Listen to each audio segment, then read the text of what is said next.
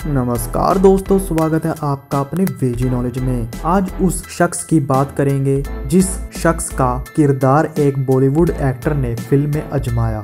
Film का नाम था घातक और डैनी साहब ने उस शख्स का रोल किया था। आप सबको पता है कि उस फिल्म में डैनी का नाम था कातिया। असल में कातिया नाम आया तातिया से। अशरफ पटेल इस शख्स का असली नाम है, लेकिन तातिया पटेल के नाम से लोग उसको ज्यादा जानते हैं। वो मुंबई के मीरा भाईंदर का रहने वाला है। उस समय वहाँ पटेल परिवार का दबदबा हुआ करता था। पटेल गैंग से वहाँ के लोग थर थर कांपते थे। इस गैंग में कोई बाहर का आदमी नहीं था, सब के सब परिवार के लोग ही थे।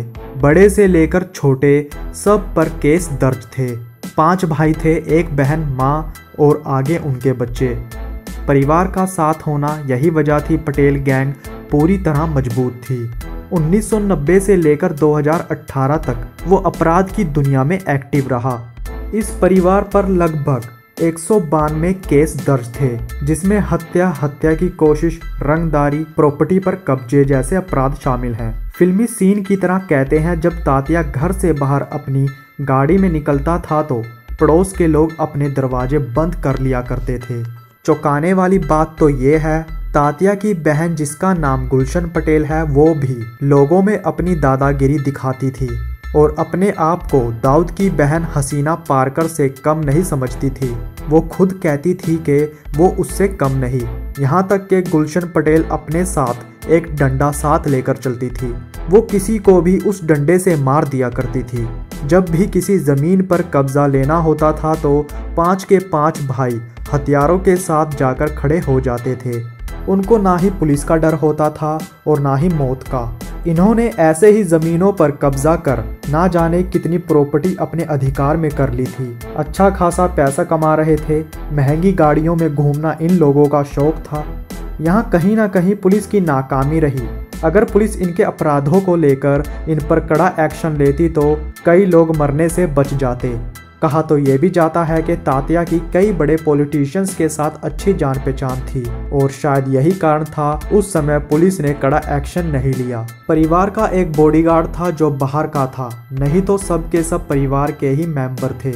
उसके बॉडीगार्ड का नाम आरव खान था।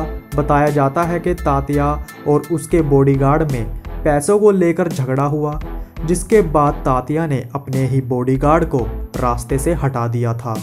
पुलिस इस मर्डर को लेकर उसको वांटेड घोषित कर देती है। अब पुलिस उसकी तलाश में थी। 2015 में पुलिस को खुफिया जानकारी मिली कि तातिया मुंबई के गोरेगांव में आने वाला है अपनी पहली पत्नी से मिलने। जिस घर में तातिया मौजूद था उस घर की पुलिस द्वारा घेराबंदी की जाती है, जिसके बाद उसको पकड़ लिया जाता है। ये पुलिस के लिए बड़ी कामयाबी थी। इससे पटेल गैंग की कमर टूट चुकी थी, लेकिन साल भर में ही उसकी जमानत हो जाती है। 2016 में जब तातिया बाहर आया तो इसके बाद भी उसने अपराध करना नहीं छोड़ा। उसने एक लड़की को जलाकर मारने की कोशिश की थी, लेकिन लड़की की किस्मत अच्छी थी कि वो बच गई। मामला ये था कि तातिया ने उस लड़की की जमीन पर कब्जा करना चाहा। लड़की ने बेबाक इसको लेकर पुलिस में तातिया के खिलाफ कंप्लेंट दर्ज करवाई, जिसके बाद तातिया ने लड़की को जलाकर मारने की कोशिश की।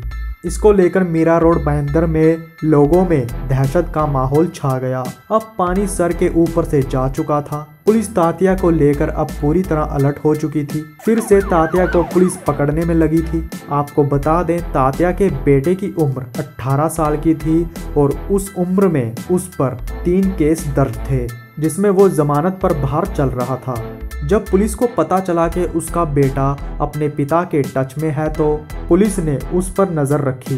पुलिस ने तातिया के बेटे का पीछा किया, जो अपनी इनोवा गाड़ी में मौजूद था। जब वो मीरा रोड एरिया के शांति नगर में पहुंचता है तो यहाँ लड़के को शक हो जाता है कि उसका पीछा किया जा रहा है, जिसके बाद वो उसी एरिया में अलग अलग गलियों में अपनी गाड़ी को घुमाना शुरू कर देता है।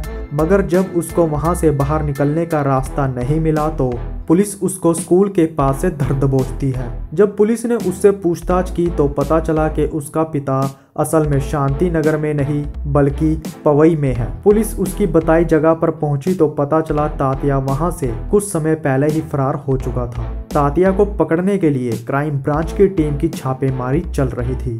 तात्या को पकड़ने में मुश्किलें इसलिए आ रही थी क्योंकि वो अपने पास ना तो मोबाइल फोन रखता था ना अपने साथ किसी साथी को। पुलिस 8 महीनों तक उसकी तलाश में थी।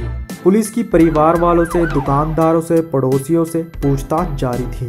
इसी दौरान पुलिस को पता चलता है कि तात्या मिनरल वाटर का ज्यादा इस्तेमाल करता है। वो फिल्टर्ड पानी पीता है, यहाँ तक कि वो नहाता भी फिल्टर्ड पानी से था। जब भी पुलिस वालों को उसके किसी एरिया में होने का शक होता तो सबसे पहले पुलिस वहाँ के दुकानदारों से पानी की भारी मात्रा में बिक्री को लेकर इंफॉर्मेशन लेती। पूछताछ जारी थी। इसमें पुलिस ने पानी सप्लायर की मदद भी ली, जिसके बाद पता चला कि तात्या वर्सई के एक छोटे से गांव वर्सोवा में एक छोटी सी झोपड़ी में रह रहा है। उस झोपड़ी में ना पानी का प्रबंध था और ना ही बिजली का। वो वहाँ के एक दुकानदार से 25 लीटर पानी लिया करता था। वो 3 महीनों से वहाँ रह रहा था। कहीं ना कहीं पुलिस भी घबराई हुई थी कि कहीं तात्या को पकड़ने के दौरान वो हमला ना कर दे। इसलिए पुलिस ने पहले कंफर्म किया कि असल में क्या ये वही शख्स है। फिर मौका देख उसको पकड़ लिया गया। बताया जाता है कि पता लगाने के बाद भी पुलिस को 2 से 3 दिन लग गए थे उसको पकड़ने में। इस वीडियो को देख रहे दर्शकों को यही कहना चाहेंगे कि प्रॉपर्टी बनाइए, महंगी गाड़ियों में घूमिए, लेकिन अपनी मेहनत की कमाई से। अब तक के लिए इतना ही। तो नमस्कार दोस्तों।